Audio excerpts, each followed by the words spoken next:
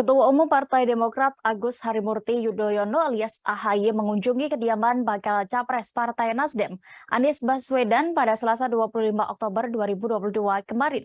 Anies mengungkapkan pertemuannya dengan AHY banyak membahas mengenai bangsa dan mencocokkan pemikiran untuk kemajuan Republik Indonesia.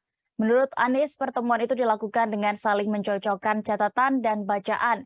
Dari unggahan media sosialnya, mantan Gubernur DKI Jakarta itu tidak menampik bahwa ada banyak kesamaan pemikiran antara dia dan AHY.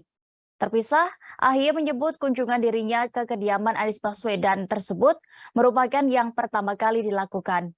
Sama seperti yang dikatakan Anies dalam pertemuan itu, menurut AHY ada beberapa pembahasan yang dibicarakan terlebih perihal kebangsaan.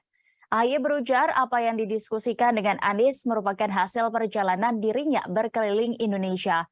Putra sulung dari Presiden ke-6 RI Susilo Bambang Yudhoyono tersebut menyatakan sudah tercipta banyak kesamaan antara dirinya dengan Anies Baswedan, terutama perihal titik temu dalam nilai-nilai dan prinsip-prinsip dasar yang dianut keduanya. Lebih dari itu, perbincangannya dengan Anies Baswedan itu juga turut menyinggung soal cita-cita kebangsaan.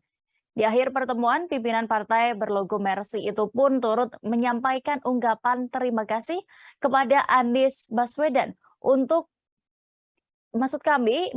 kepada Anies Baswedan yang telah purna bakti sebagai Gubernur DKI Jakarta. Dalam banyak pemberitaan diketahui AHY dan Anies Baswedan saat ini sedang digadang akan menjadi pasangan calon presiden dan calon wakil presiden untuk pemilu mendatang. Terlebih hingga kini Nasdem yang sedang mesra dengan Partai Demokrat telah mendeklarasikan Anies Baswedan sebagai bakal calon presiden. Terima kasih sudah nonton. Jangan lupa like, subscribe, dan share ya.